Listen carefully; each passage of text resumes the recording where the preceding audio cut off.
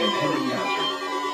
Tests of these receivers are normally conducted by the National Weather Service every Wednesday between 11 a.m. and noon. When there is a threat of or existing severe weather in the area, the test will be postponed until the following day. This ends the test of the National Weather Service weather radio warning alarm.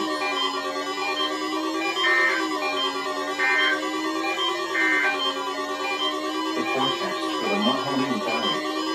Today, cloudy. Patchy fog late this morning. Rain showers likely this afternoon. Highs in the mid-40s.